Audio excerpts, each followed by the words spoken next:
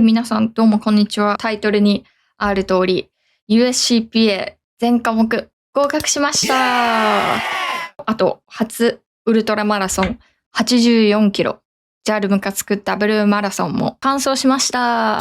というねご報告のラジオなんですけれども、今回のラジオでは達成した目標についての、ちょっとした詳細と、あと次の目標ですね、長期的な目標と短期的な目標を話していきたいなというふうに思います。まず最初に CPA についての詳細、そしてウルトラマラソンについての詳細で、その次のトピックとして長期的な目標、短期的な目標、それぞれ勉強に関するもの、スポーツに関するもの、クリエイティブに関するもの、3つの題目それぞれ話していこうと思います。でまず最初に CPA についてなんですけれども、もう本当に100年くらいかかってやっと合格しました。で、一応詳細としてなんですけど、2022年に申し込みをしました。で、その当時はイギリスの大学院に入ったばっかりで、大学院で卒業するだけだとイギリス、ロンドンってすごい就職が厳しいんで、競争に勝てるかなと思って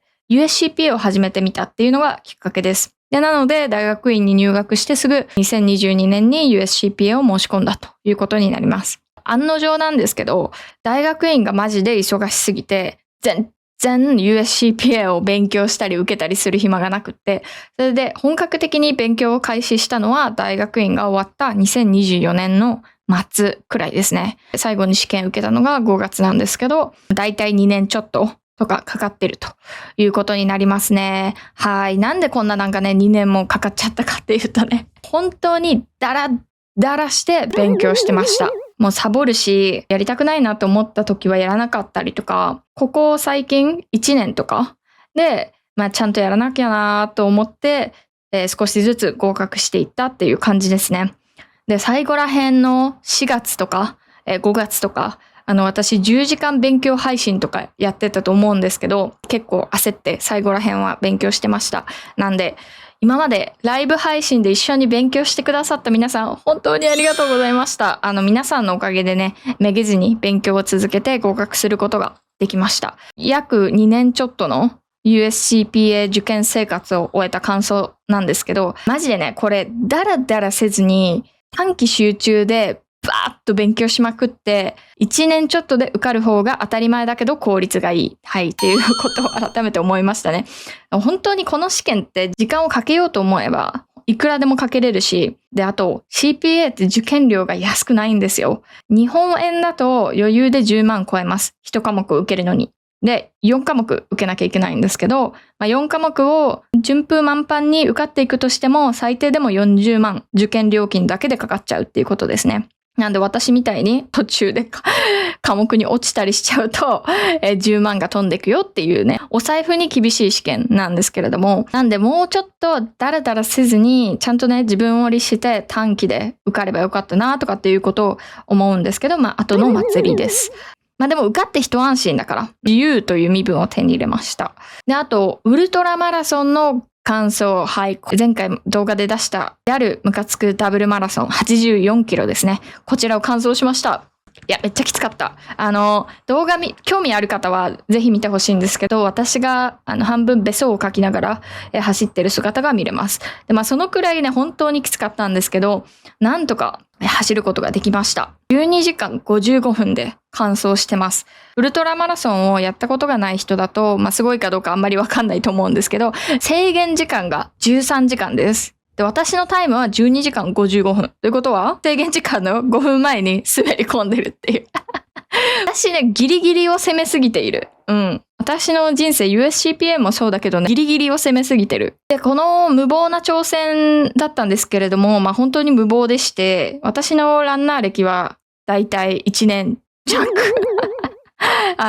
ちょくちょくね、ランニングとかしてたんですよ。言うても5キロ、行って8キロとか、そのくらいのレベルでランニングっていうのはちょくちょくやってました。ただ、本格的にマラソン 42.195 キロ走ろうと思って練習をし始めたのが2025年の10月。ということは1年未満ですね。ランナー歴。で、そのランナー歴たった1年未満で2026年の1月に指宿菜の花マラソンっていうものに参加していまして、で、そこでタイムは5時間40分というね、初心者だなっていう感じのタイムを叩き出しました。その5ヶ月後、2026年6月にJAL ムカつくダブルマラソン84キロに挑戦してるんですよね。経験者の方から見ると、いや、無謀すぎるでしょっていう、話だと思うんですけど、ちょっとやっちゃいました。で、なんとか走れちゃったんですけど、ギリギリでしたっていうね。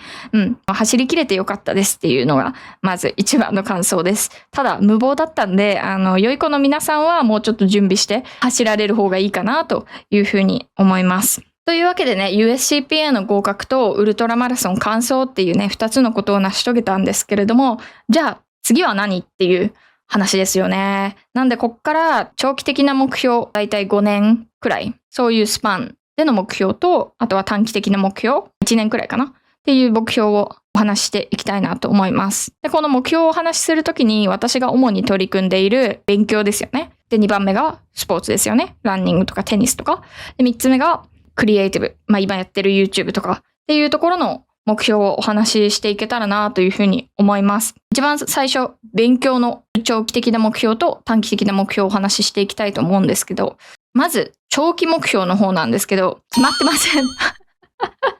やばい。全然決まってないんだけど、や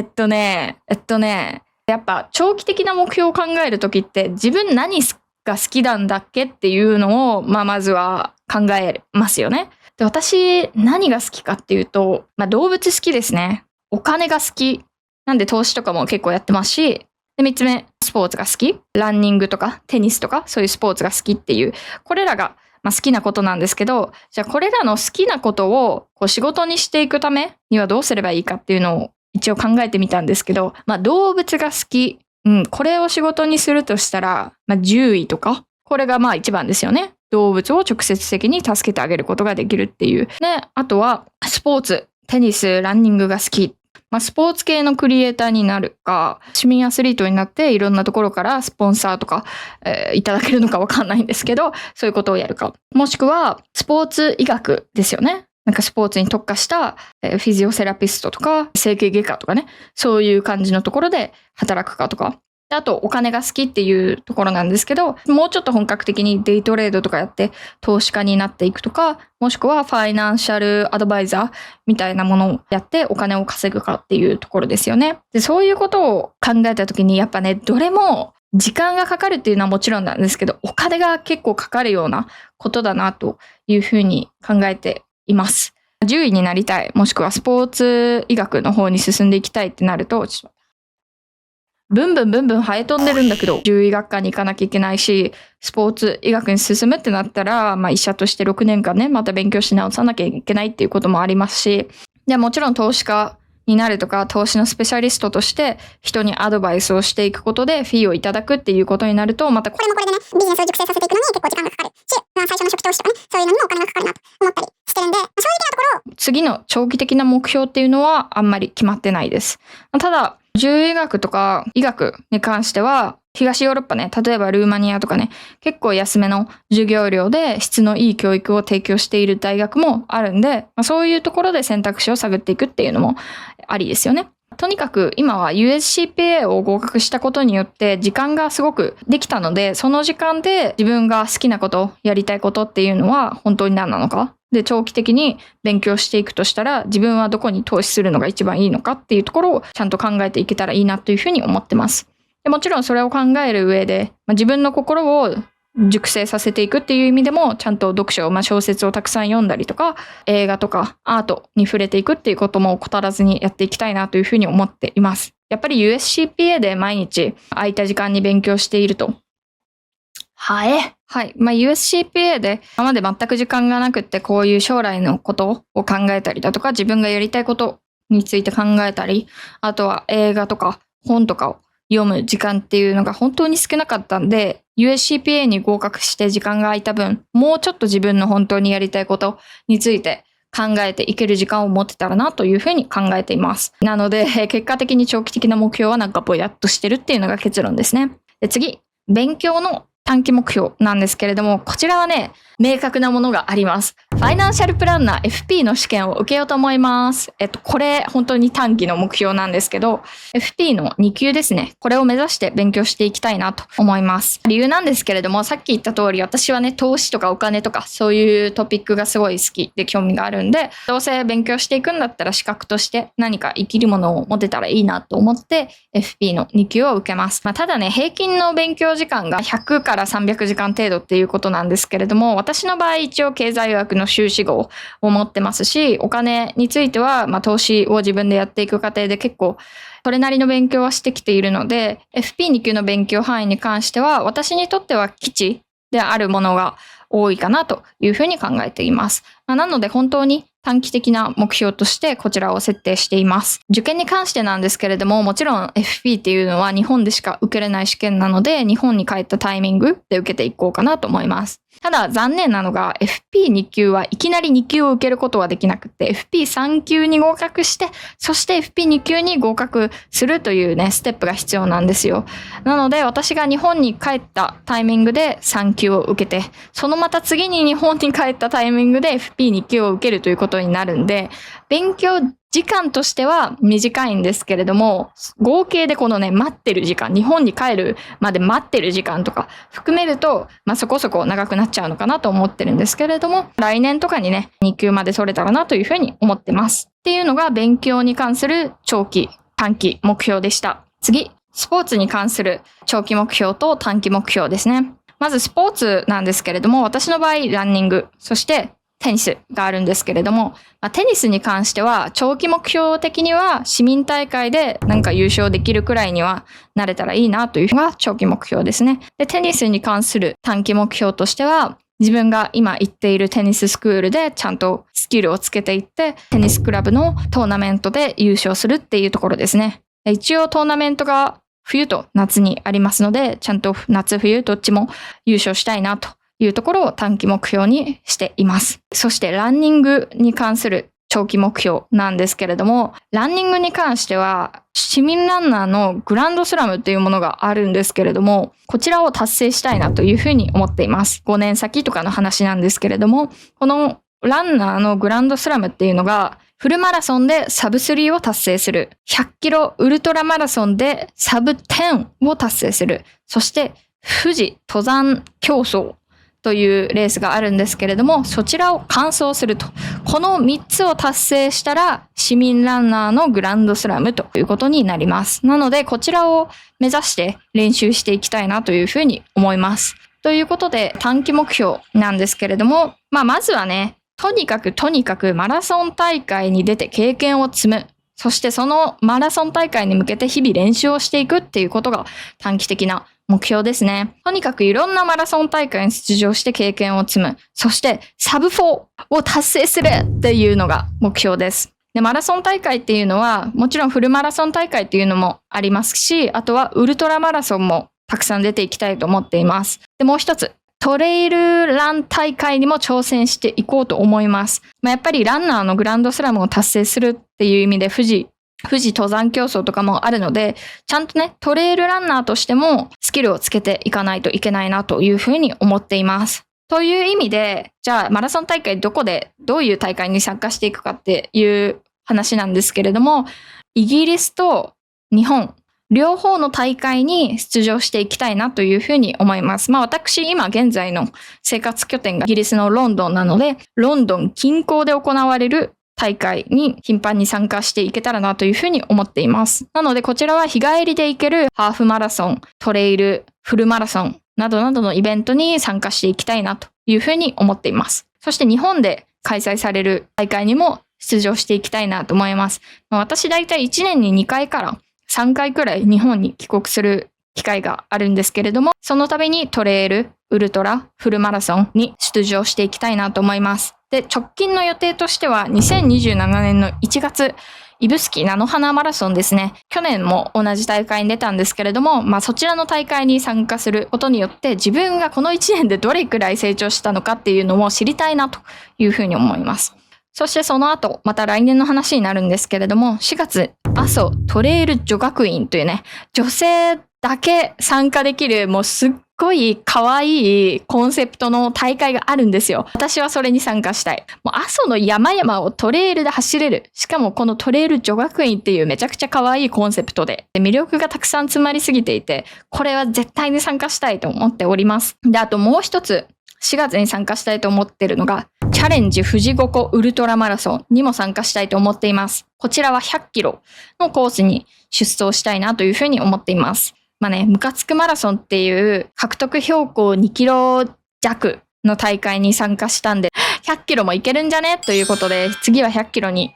挑戦します。でもちろん4月までね、だいぶ時間があるので、ちゃんと練習を積んでしっかりと万全な状態で参加していきたいなというふうに思っています。っていうのがスポーツに関する長期目標、短期目標でした。そして最後のトピック、クリエイティブ関連に関する目標をお話ししたいと思います。まず長期目標なんですけれども、私が作成したコンテンツによって収益を得て、それで生活を立てれるようになるっていうのが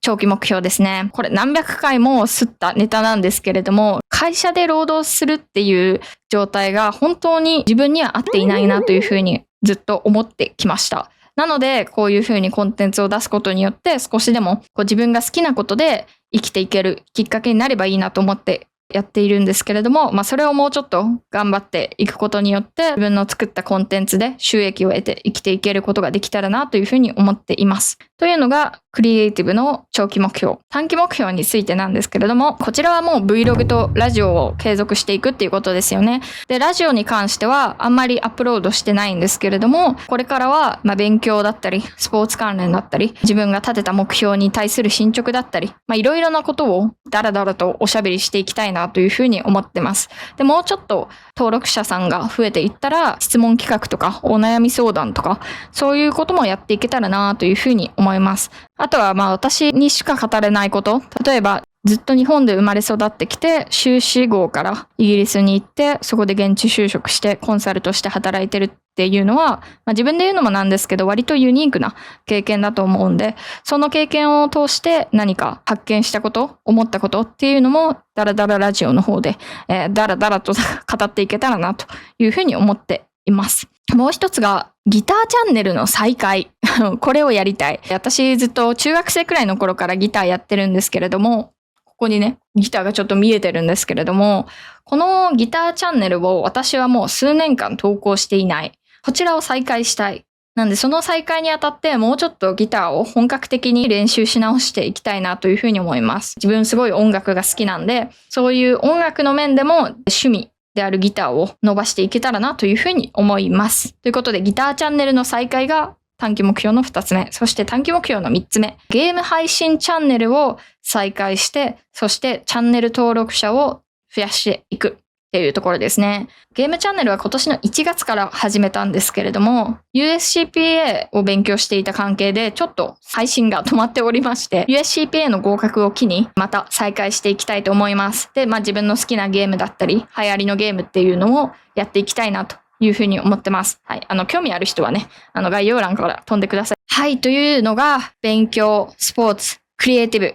関連の長期、そして短期目標でした。これらの進捗はまた改めて、ラジオとかでもいろいろおしゃべりしていきたいなというふうに思いますし、もちろん Vlog でも日々私がこの目標に向かって邁進していく姿をお届けしようかなと思ってるんで、興味があって時間がある方はぜひご覧ください。以上でした。勉強関連の長期目標がうやむやだったんですけど、これはおいおいね、